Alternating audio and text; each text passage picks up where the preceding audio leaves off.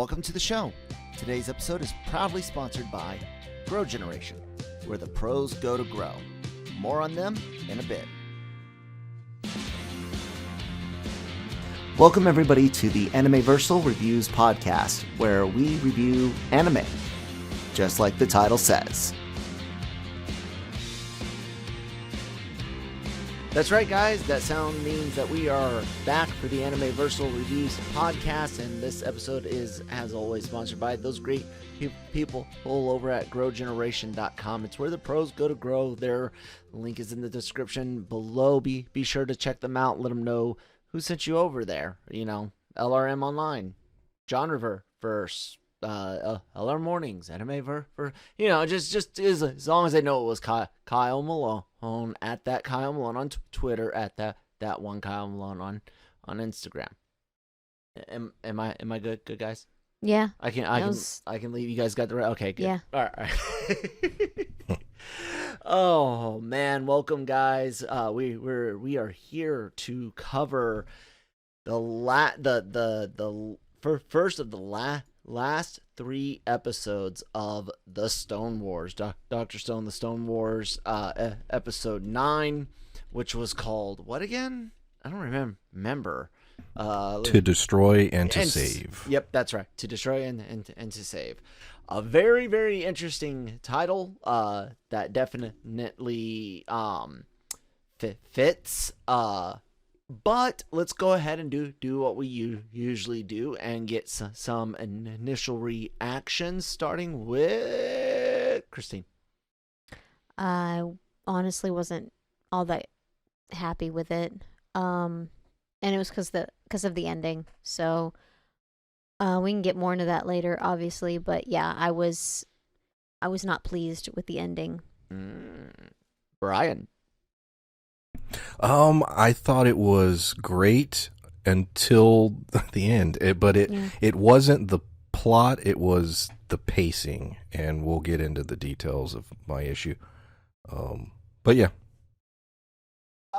I can agree. What's funny is you mentioned pacing, and it's like pacing is actually really good throughout the majority of the episode, and then you're right, all of a sudden it's like hyperdrive, and yeah, we'll talk. Yeah, it was like 2 or 3 episodes worth of content in 5 minutes.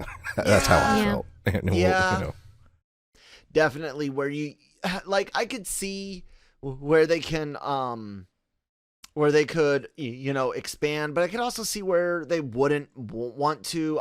We don't know what to expect. We got 2 episodes left, and it's iffy, but definitely, again, I think this also suffered a bit from this up and down ride we've been doing all season. It's like episode 1, okay, episode 2, oh my god, episode 3, okay, episode 4, oh yeah, yes, greatest anime ever, 5, you know, 6 Chrome.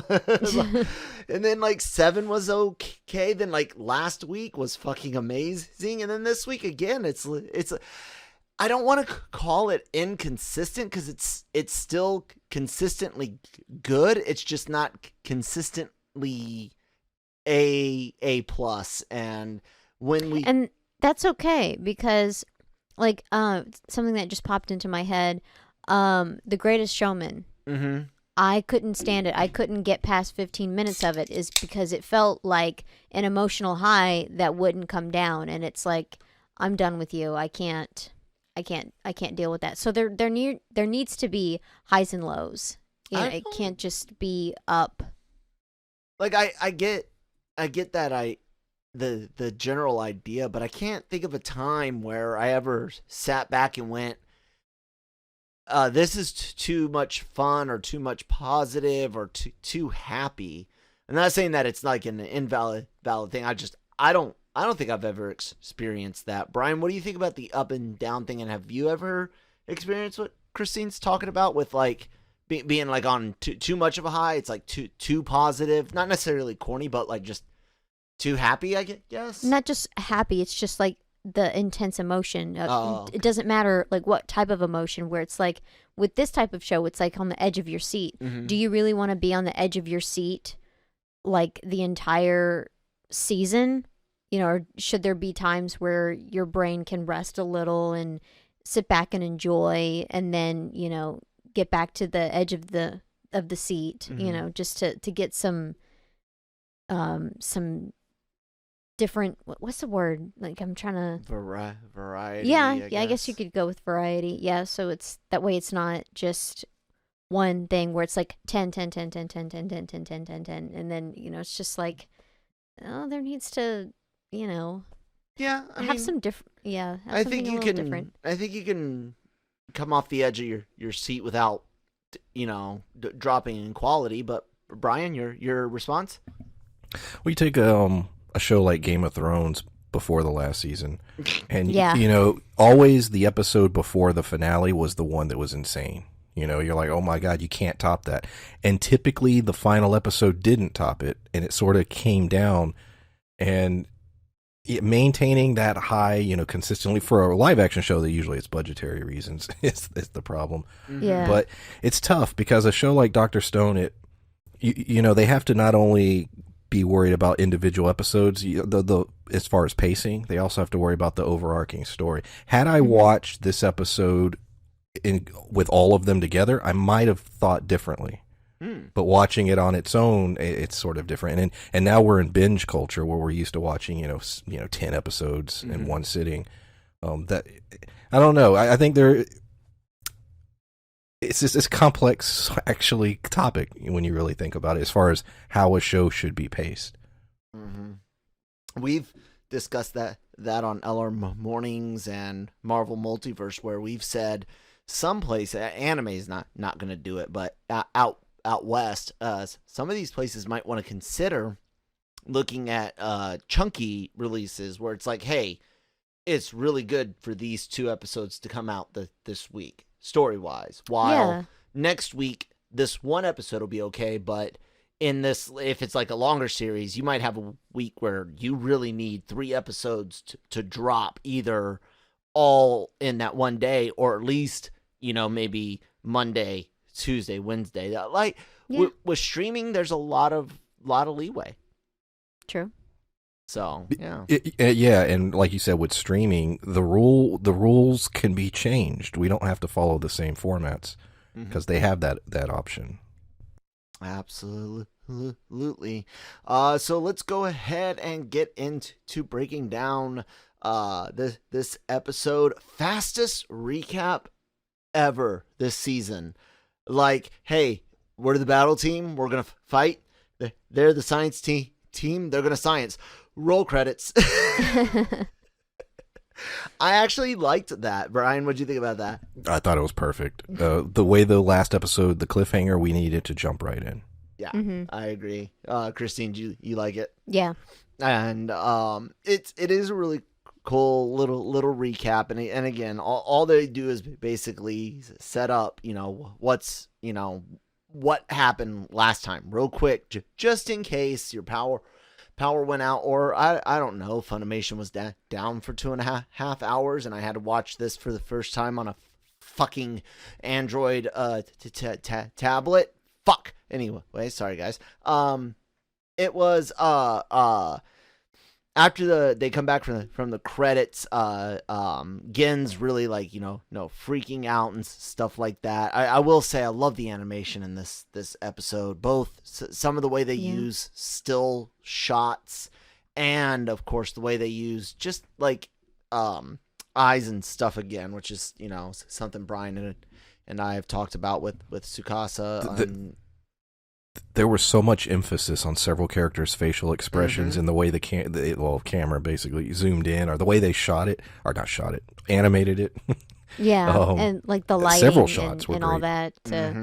Yeah, I did. I mentioned animation a few times in this, but I had said I thought could Senku be could he have a secret warrior or something? I was like, it seems far-fetched, but it was a possibility.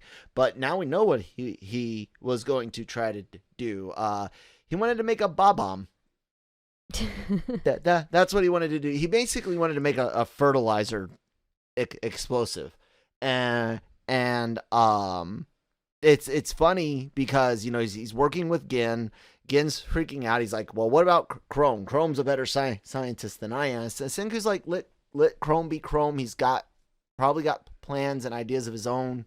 You and I are gonna work on this, and it's trying to make, like I said, fertilizer explosive, and so they're playing with poop.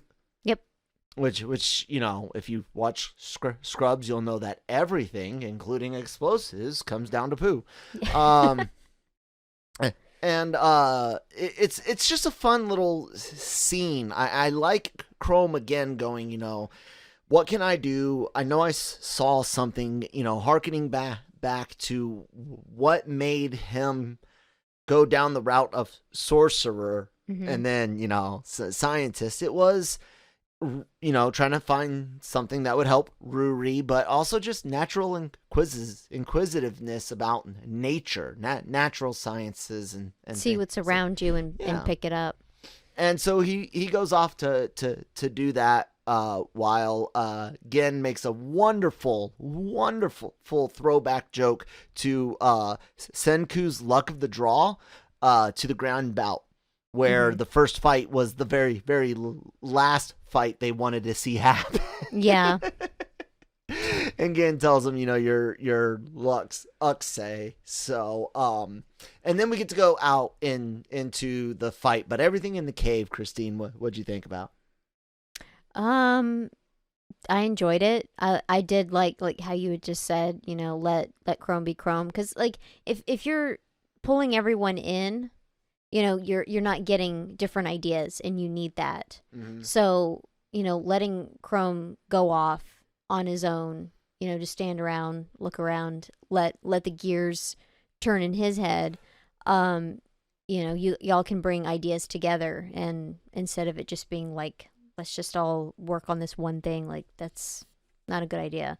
Yeah. And it works out for them. It did indeed. Brian, this initial cave scene. Yeah, Chrome is an equal to Senku. That's the great God, that is awesome part about this. And like Senku didn't even, he just was like, no, I trust him. He'll figure something out. And I loved all the Gen stuff, obviously. He's great. Awesome character. Then let's go outside to the fight, and we want to talk about animation. Even in the intro, because they touch on scenes from last episode where like Tsukasa lands and Hyoga lands and stuff like that. And I love the use of what we would call physics effects in gaming, with rocks constantly flying off, dust in the air. Anime has this thing that I learned from Jammer called what is it? Tight budgets. That thing governments don't ever fucking worry about, but they were run on a really tight budget, which is why anime, going all the way back to your like Speed Racers and stuff, has always got those like still frames and only mouths moving and static backgrounds and stuff. But this fight, guys, managed to use it, and especially that 3v1. Tsukasa is going to take on Ginro, and then, Kinro, and then all of a sudden there's Ginro, or vice versa, and then there's magma behind him. And the way they slow it down, they don't always go with a true anime static shot. It's like a slow down, one of those weird what I call like a pull zoom, or it looks like a motion poster. Even when it is absolutely still, I can't think of a time unless it was a moment of peace. But I can't think of a action sequence in this series where the still frame felt still. Can you, Christine? No, because then also, like, if it was still, it was the person's thoughts, coming through. Like they had that just a few times. A purpose, yeah. Yeah, like not a cost-saving purpose. Yes. Yeah. Well, what about you, Brian? When they do use slow down and still frames and just gush on the animation, please, so I don't feel weird. I recently, I recently we recently started watching Domestic Girlfriend, so I already feel weird enough. Anyways, continue. Yeah.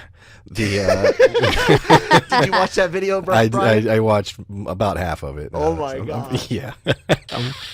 Interesting Anyways, premise. But yeah, no, there's nothing. You're right. There's a lot of anime out there, even good anime that there's a budget quality to it. Like you can tell. I haven't felt that at all. I've never once. I can't think of any time where I was like, oh, okay, that was to save money. No, this is one that I haven't noticed that. Yeah. And it's really weird because this is a fucking shonen anime. You know, these are the ones that they try to pump out as fast as they can, as much as they can. But Dr. Stone has been treated differently, and I like that. I like it a lot. So I love the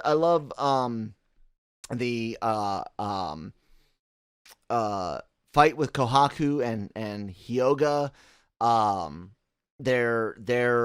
The dynamic is unique because she wants revenge against him. She looks at him very, very, very negatively from season 1, especially.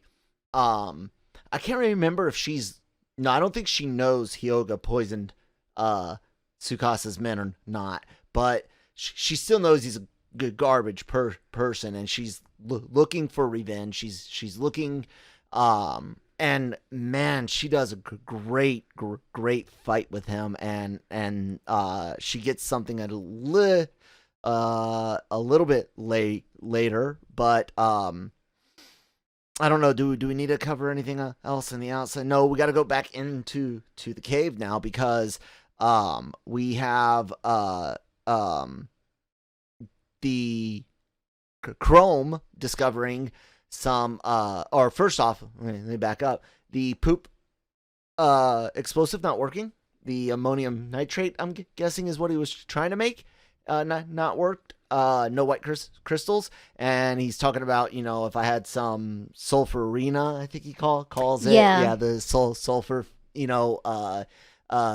Cute anime girl that turns into demon and melts birds.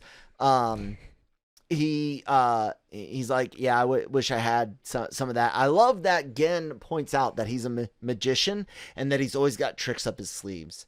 And he does. He's got pulling the it all out. flowers, papers, things that he probably shouldn't have grabbed, and just be holding on to. And it's like, you see the inner workings of Gen, and it's so cool, especially now that we know he has made a choice. He's sticking on Team Science, but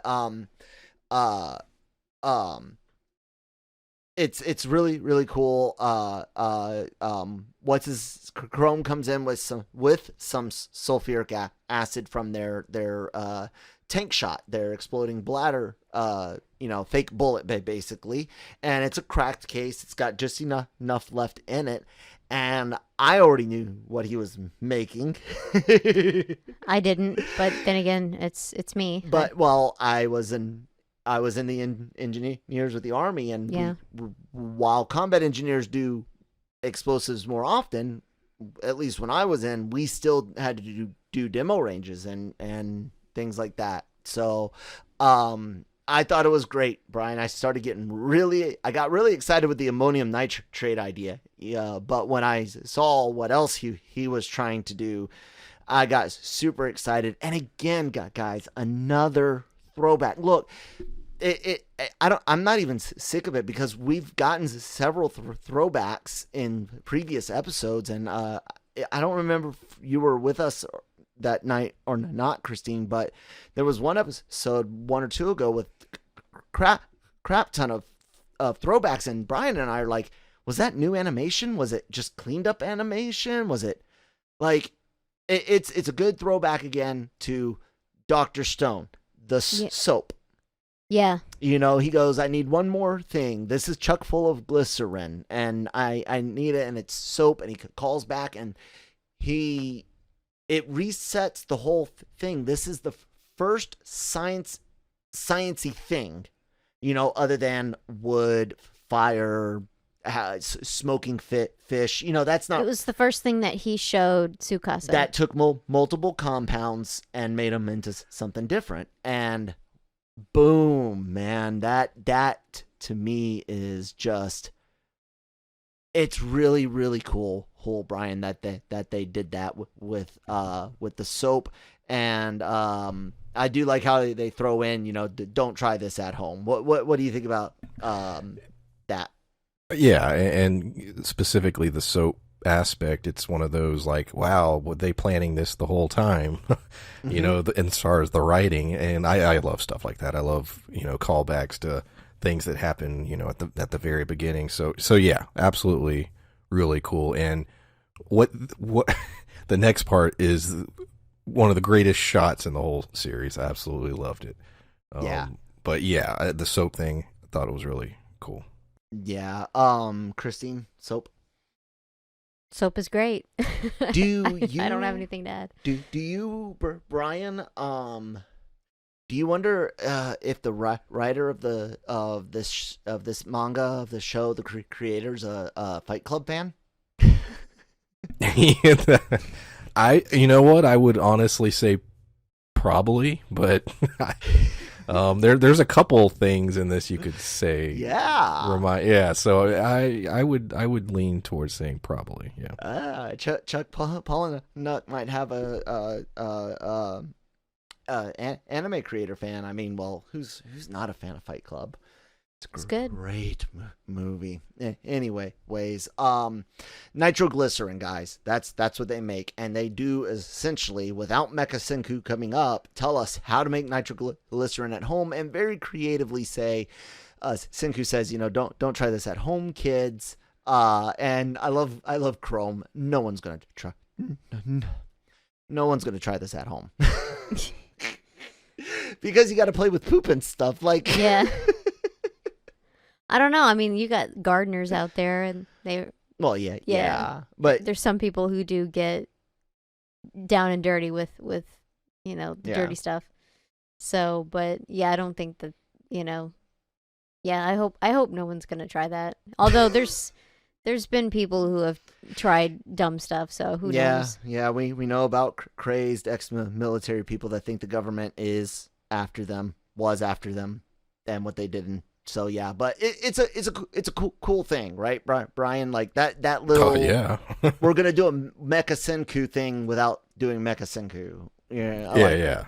I thought, yeah. There's no time for Mecha Senku. There would have been. If they had made this like 15 episodes instead of 11. Yeah, I know, but with pacing, it would have taken them out. So yeah, that's why. So let's do one last setup before we go to our ad.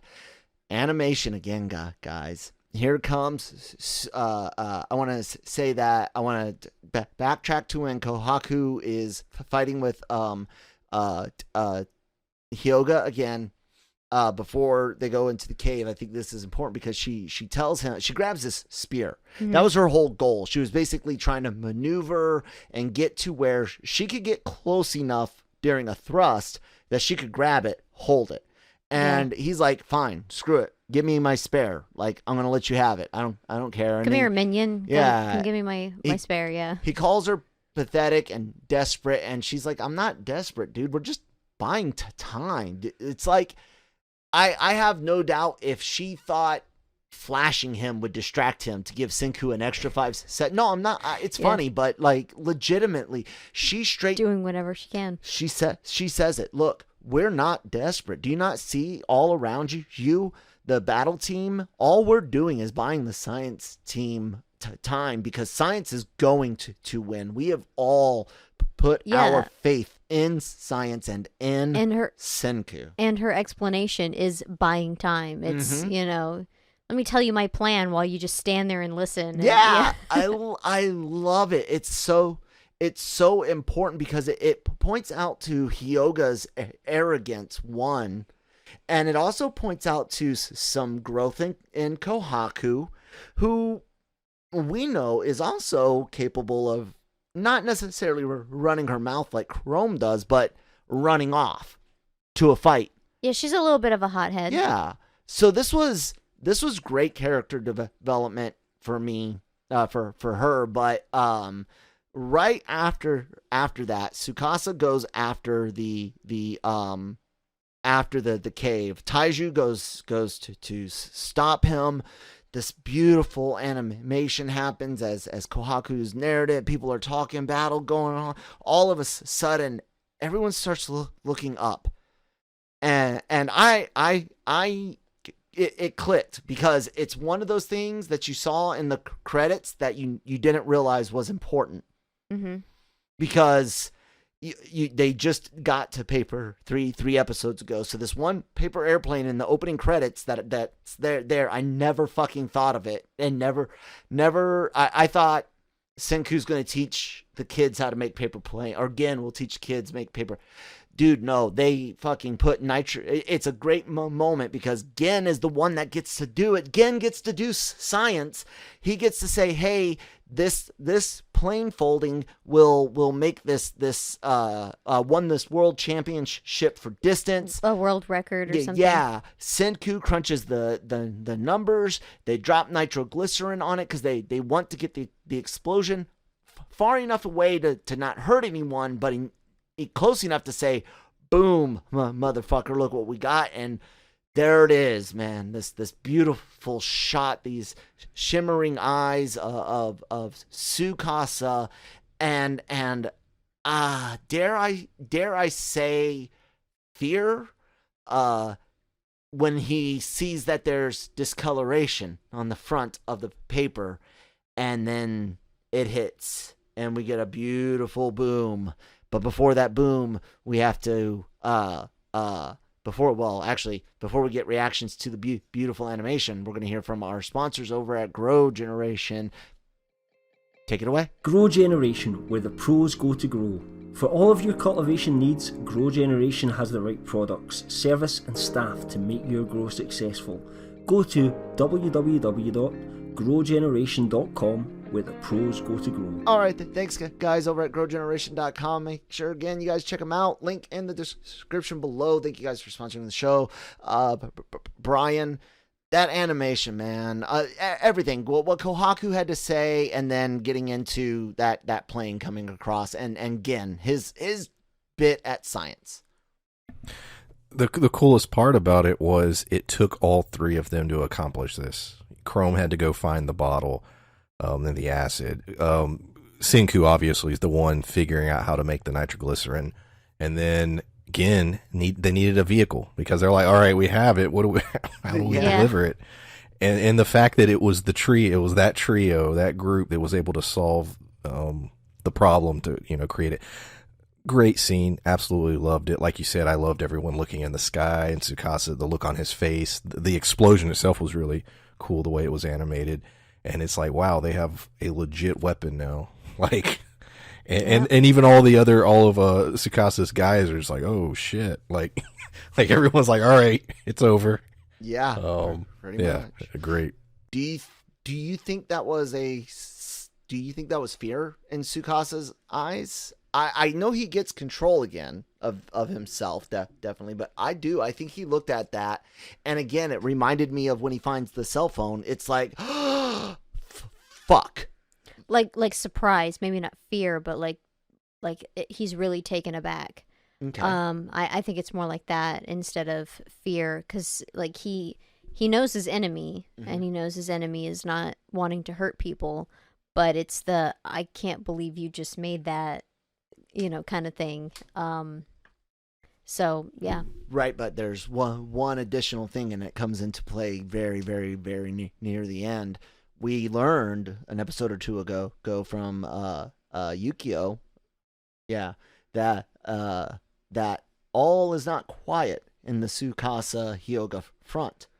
So the idea of this powerful of a weapon coming into existence, that's why I think it might be. I don't know, Brian. What do you think? Yeah, it could be. It also, the idea of the way it was animated, it definitely looked like fear. The phone one was rage that he had been outsmarted. This one, I felt a little more. I can agree. I sort of felt fear in that one split second, because now Tsukasa arguably is the most powerful thing in that world, and now here's something more powerful than him, and maybe that's a part of it. I don't know. Yeah, like maybe the losing control of his people as well. Like, maybe it's like just, everything's unraveling for him. So exactly, it's those cracks, and which is funny because he's got legitimate cracks on his body, but it was those cracks, like Brian said, the rage at finding the phone, finding out people have been lying, betraying, and now he's lost the cave. He can't necessarily get it back. Senku might not be willing to explode people, but someone else might be. He knows there's a hothead in the group in Magma, you know. Yeah, but like I'm sure, like they wouldn't explain that science. The three of them would have kept it to themselves. But but the Tsukasa cult is ending. Yes. Nitroglycerin bombers, man. It's crazy. Gen wants to be the one to negotiate. The Tsukasa crew basically wants to fight, but lo and behold, because they're all like, oh, they can't throw a bunch of planes at us. It's going to be hard to hit us with planes and stuff like that. And then Yukio, bleeding, stuck like a pig, still alive, almost disappointingly still alive. Or at least disappointingly alive and well, I will say. Yeah, well I enough. have a big gripe about this. There you go. Yeah. He does pop up and say, hey, it's not just planes, and he's got a paper arrow with some nitroglycerin on it. And Hyoga, we learn, I think a little bit later, but we do see that he is totally impressed with that explosion, removing his face and showing very, very strange cracks. Very strange cracks, where I'm almost wondering if those are tattoos from before. I don't know. They're weird. But his excitement really makes me think we might see him try to join Senku. We might take a break from Senku and Tsukasa, and our next adventure might actually be like a fracture within Science Kingdom because of Hyoga, and maybe that's where we see like Magma go off with them or something. I don't know, but his interest in that explosive means to me that he wants it for his own reasons, whether that's to use against Tsukasa, to take power of everything. I don't know, but he's definitely not a Stone World advocate Puritan. Yeah, his expression was a little unsettling, like, that's not good. But I know with Senku, he can see people's expressions. He can notice things. So I'm sure if something like that were to happen, you would see right through Hyoga, where it's like, no, I know you're up to no good. Yeah. I can trust my intuition, and I know, you're up to no good. So and on Hyoga, I just want to say one more name, Brian, and get your opinion on all this. Homura. Yeah.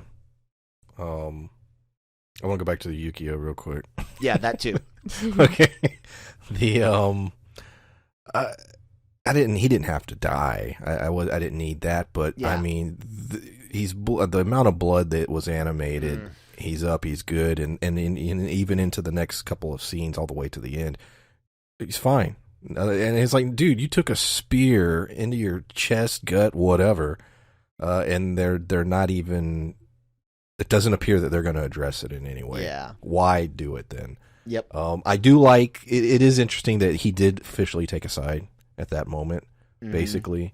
So that was cool, and I thought putting it on the arrow was neat.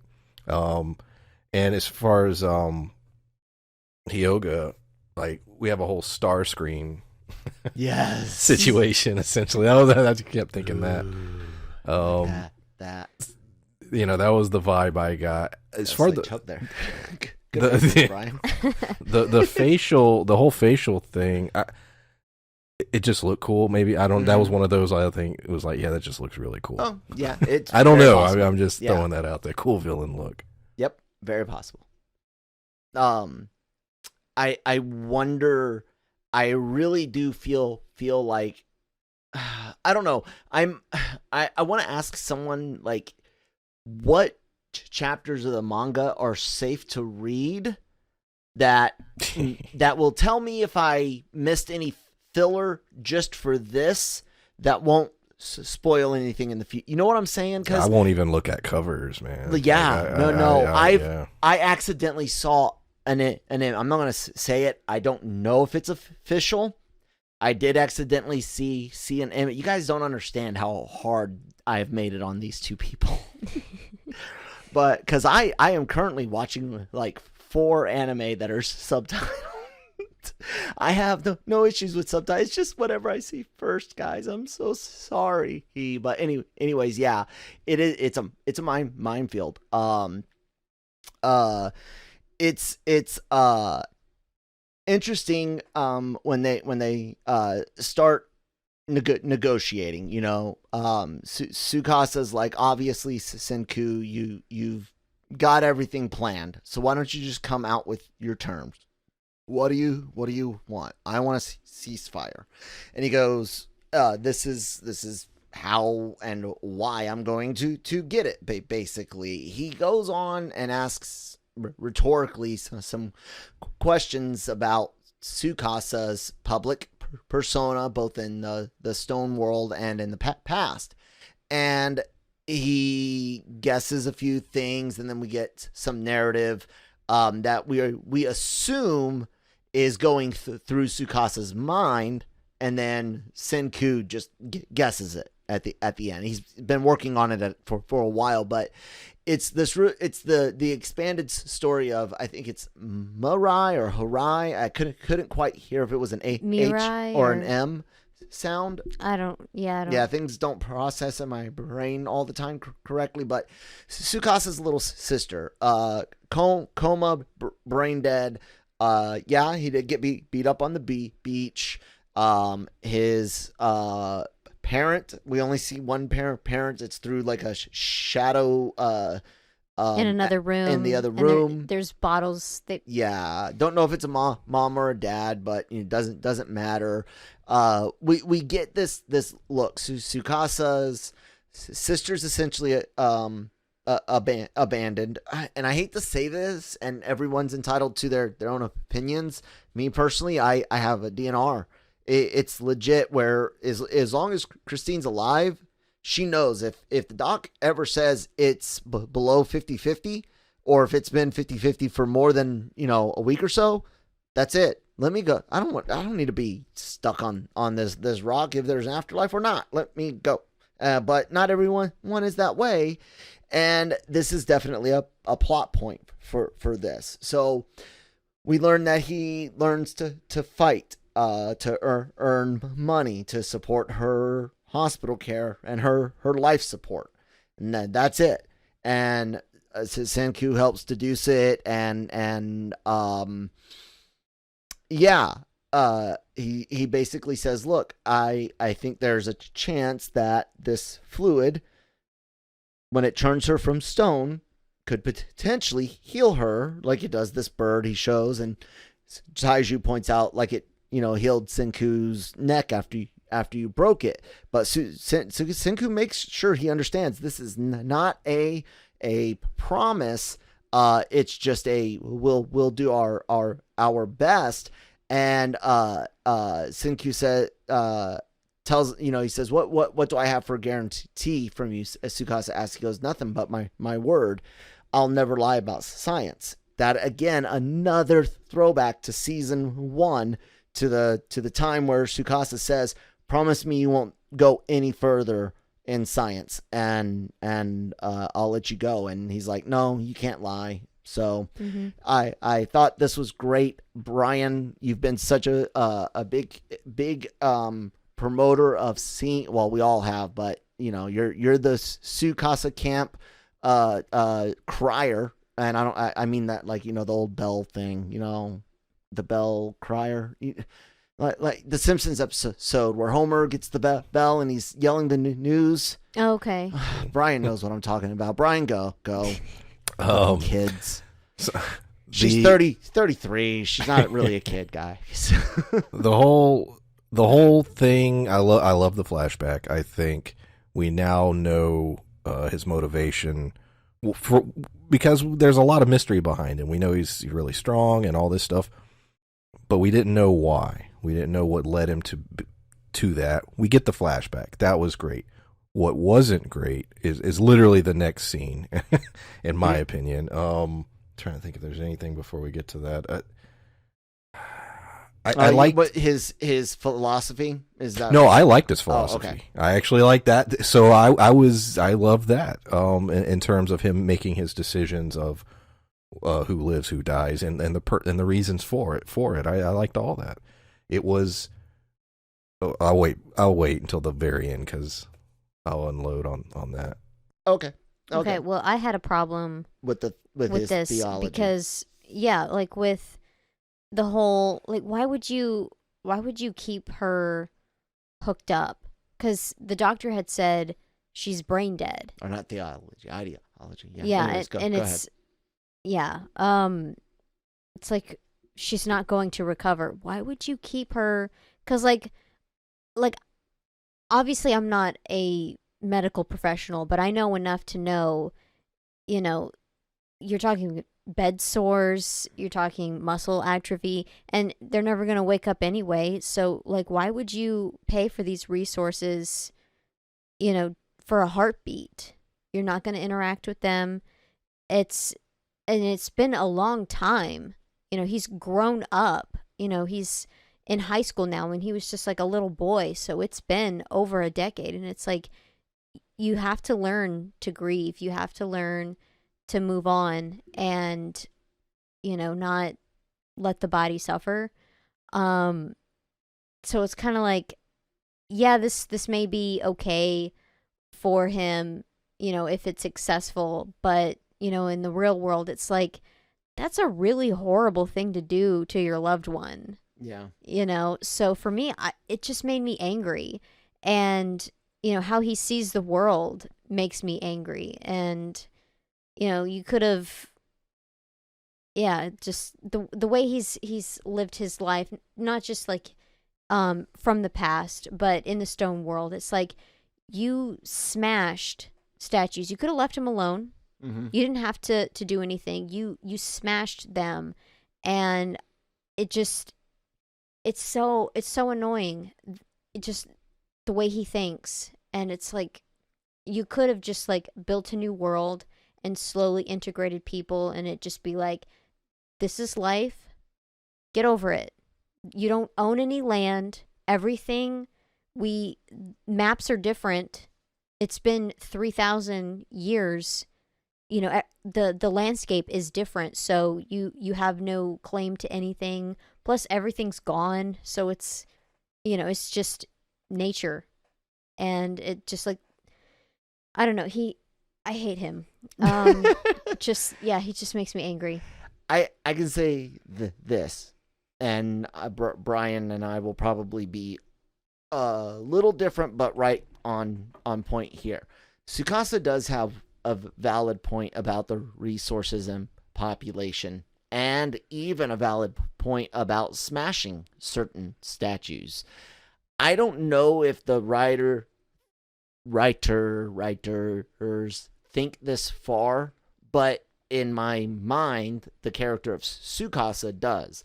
If I revive person 32 out there doing their job that I've revived them for, all of a sudden finds their son, their daughter, and their grandmother. Well, person 32 is going to really, really want those three statues woken up. Yeah. So Tsukasa goes about it, in my mind, he's looking for loners, that reporter lady, that's why he knew her. He knew she would know people. He's looking for people that don't have a lot of connections to others already, and then is probably having sought out certain people that he's woken up potentially even sought out their family's statues to break, to prevent something like that. That's dark. Yeah, it is. But it's a valid point. However, you've also got a valid point to where it's like, look, why don't we teach, why don't we basically have a colony assembly line? We're going to teach survival. We're going to grab some statues, and then we're going to send you off. And that's how we're going to repopulate this world. When we meet in the future, it'll be like it was, 10,000 years ago for us, 13,000 years ago for them. Build a structure, and then right. Yeah, that's what should happen. But Tsukasa's not completely wrong, and I'd actually wager he's more right than even Thanos. Brian, go ahead, bud. Yeah, as far as his reasoning for doing it, I completely get it. He even says, sort of taking on the sin of playing God. Mm-hmm. He felt that he had the ability to make these decisions to build this new world, mm-hmm. and he would do it. Now, it being very questionable morally, that makes him a good villain. Or that makes him an interesting villain. Yeah. But no, I actually quite enjoyed him laying it out and being like, "Hey, this is why I did what I did." Not saying I would do the same in his position, but right. But as far as the character is concerned, I thought it made sense. He did do something like I said, we're about to get to it. There is something that the character about this character that to me doesn't make sense, and we'll get to it in a minute. Yeah.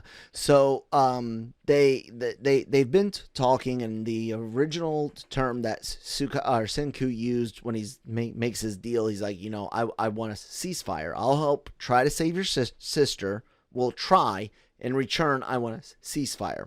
Tsukasa lays out his ideology, and he's like, look, things haven't changed between us. My worldview's not different. It will never be different, and that's why this is just a ceasefire. And Senku says, hey, that's fine. I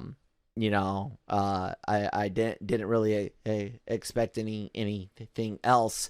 I will say this is interesting and plays back to that light and shadow animation from a few episodes ago. Senku, back in episode 1 or 2, decides to make a deal with the devil, while Tsukasa thinks himself a god. Yeah. Interesting. What do you think about that, Brian? Yeah, definitely. Yeah, like you said, that sort of that whole, a lot of anime will throw in a little theology, little hints of it here and there, and this is definitely an example of that.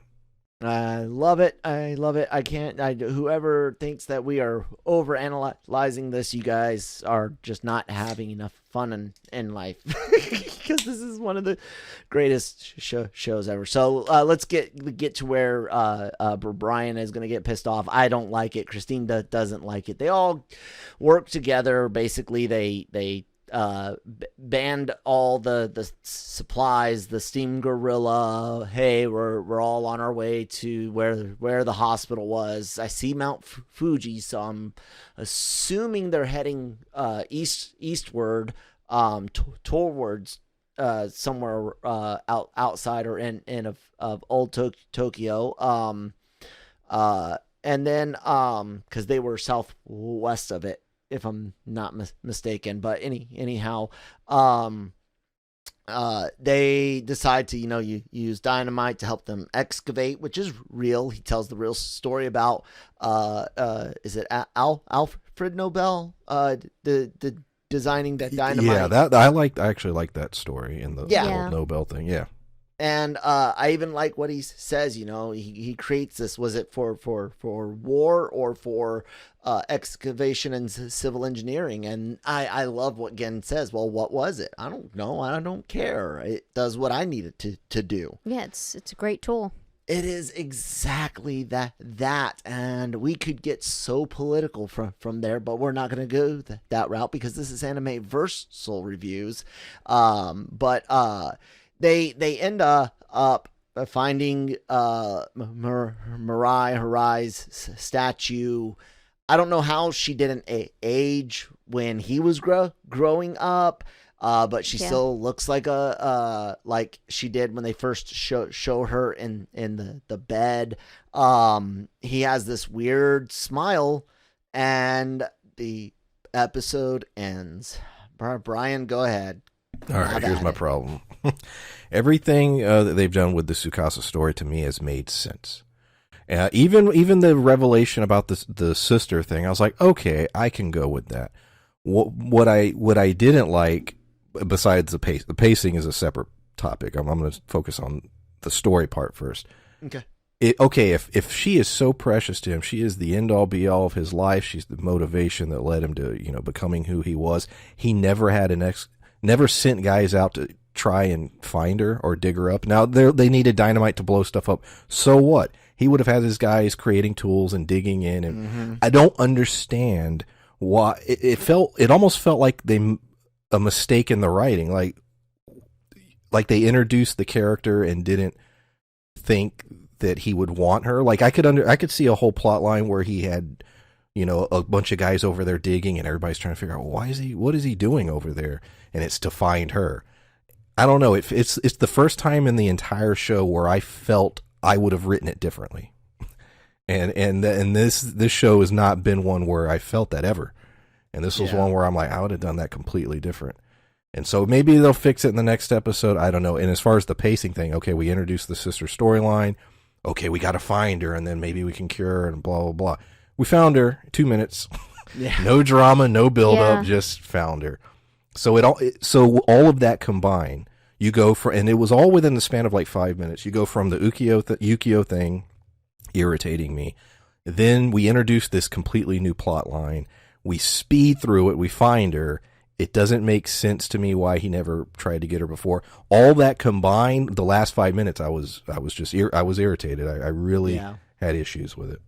Yeah, definitely can agree with that, Christine.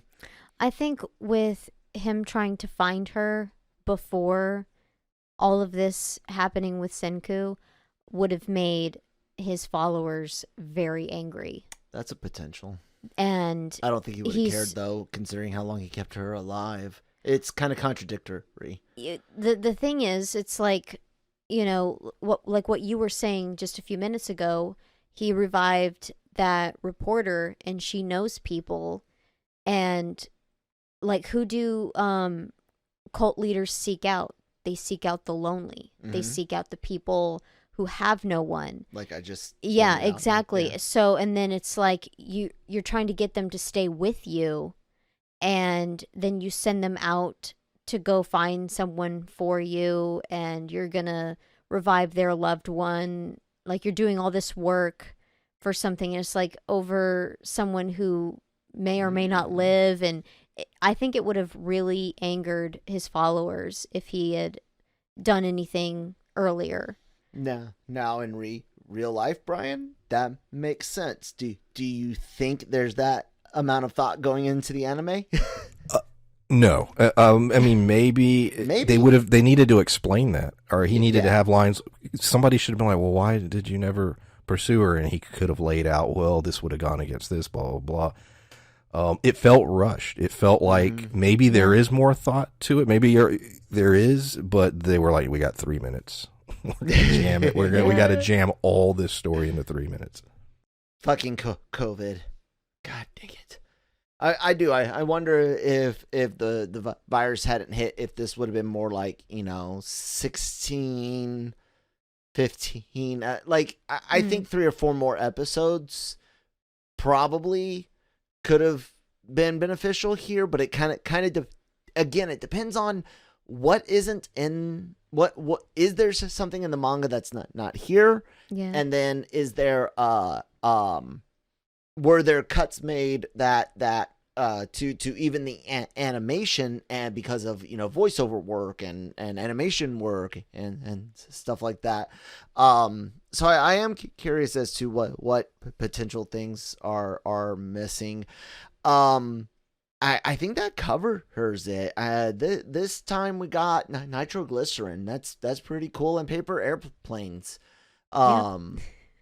Science, man. It's moving forward. I'm really happy with the show overall. And while this episode gets a solid B from me, for a lot of the same gripes, but both of you guys had. Well, I think sometimes I agreed with one and not the other, and then the other time it was the opposite. But either way, it gets a B from me. Christine? I think a B-. Okay. Brian, am I writing down a C for you? No, B-. Okay. And it like I said, the entire it had some of the best stuff in the whole show was in this episode. The last 5 minutes just irritated me, and it was one of those things. That's why, like what I said at the beginning, depending on the next episode is crucial. Yeah. Because this episode may not bother me as much based on how the next episode plays out, or it might be worse. Yeah. It sort of sucks. I hate thinking about that because I'm like, could we go into a direction where I'm like, you know what, those last 2 or 3 episodes just didn't work for me, and I would hate it. But you know, that was another thing that was concerning me. I was like, where are we going with this? But I don't know. We'll see with the next. I was going to say next week, but who knows when it'll. Yeah, that's true. I will say this: I did see Crunchyroll just released this week episode 11. Okay, guys, this is a show that started out like in it was either this week or maybe last week. I think I saw the added on date. Okay, this is a show they started in January for 11 weeks. So they've had skips. So yeah, I wouldn't be surprised to see a skip next week. I hope not. But then again, what I really don't want is any type of break between the last 2 episodes. So I will take a Funimation, and any anime fans out there that has, connections. You talk to the big YouTubers that might know some Funimation cats. Tell them to delay episode 10 until they can do 10 and then 11 the next week with no problem. Christine, do you disagree with that? I don't know. If you had to wait, say, if you had to wait 3 weeks to get episode 10 and then episode 11 versus, say, waiting 1 week now for episode 10 and then 2 weeks for episode 11. Yeah, I think I'd rather them be closer together. Yeah, Brian, closer together? Yeah, I would prefer closer together. I would, matter of fact, if there is a break at all, which like you said, there probably will be, they should have almost held off on 9 and had like 9, 10, 11, but, too late. We'll see. Yeah, we'll have to see. In the meantime, guys, I would recommend that you follow Funimation on Twitter if you're following along with us here, as well as Crunchyroll, because we still don't know. Well, no, we already said the next anime we're going to cover, at least Christine and I, will be talking FLCL. Mm-hmm. It'll be a single episode thing. It's only 6 episodes, and they all kind of go wonderfully together. We're just talking the original, and then we need some suggestions and some things to go from there. There's a lot of things that I'm watching, and there's do we want to do movie review, a season review, or an episode by episode analysis like this. I want to wrap up with this idea to you guys, okay? If this manages to stick the landing, and the landing may be different to each of us, but if it manages for you to stick the landing and gives us a nice, yes, it could go on, but it doesn't have to. Do you think these 2, season 1 and Stone Wars, do you think they rank in your top 10 anime of all time, Christine? Yeah, probably, yeah. Brian?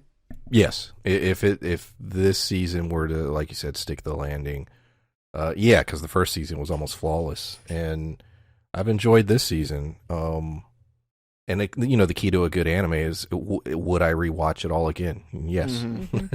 I can't tell you how many times I've seen season 1. Oh my a lot. God, it's awesome. It is so good. Anyways, yeah. I definitely can see this being in my top 5 if it sticks the landing, quite possibly top 3. It's pretty freaking amazing. And yeah. To all of you guys out there, leave some comments below. Let us know what you thought about the episode. Let us know what you guys would like to hear us review.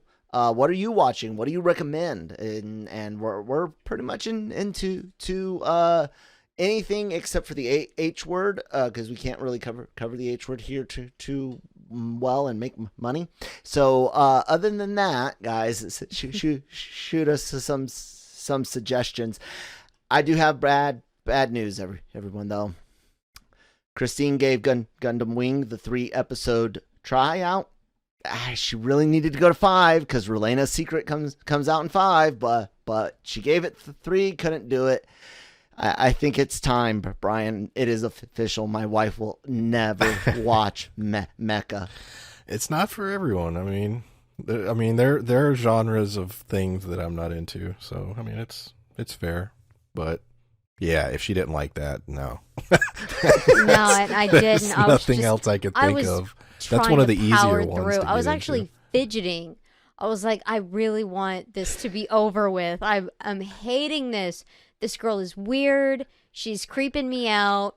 And it's just I need to I tried to go. To tell her, I was like, you're gonna find out why she's so weird. I still don't want to watch a weird girl. Anyways, guys, let us know in the comments below how terrible Christine is. Yeah. Check out LRMonline.com every day for all your entertainment news, needs, and opinions. Please be sure to like, share, and subscribe to our YouTube channel. We have a lot of great videos from our podcast that are now done in videos. Dozens of celebrity and Hollywood comic creator interviews, gaming creator interviews, and of course the audio podcasts are all available wherever you get podcasts. And the great thing is it's free, but please, we do ask that you hit that subscribe button, those follow buttons, and hit all of the notification stuff so you know when all the great content is going up. Brian, feel free to shamelessly promote thyself. Yeah, you can find me on YouTube. The channel is PulpMythos, and I'm currently covering shows like City on a Hill and Mayor of Easttown, so check it out. Very cool. Christine writes for the website. What'd you write this week? What was your big favorite thing you wrote about this week? What do you want to tell people to go read? Oh man, I don't know. What is my favorite? I did cover the Funimation outage. That was cool. Yeah. I covered the Muppets. I like your Muppets because your Halloween. title was clever. Thank you. Yeah, it was cute. Go to LRMonline.com, check out her stuff. And you guys can find me at ThatConMalone on Twitter. Thank you guys so much for listening, and we will talk to you whenever Funimation decides to put Dr. Stone back on air. Thank you so much. Bye.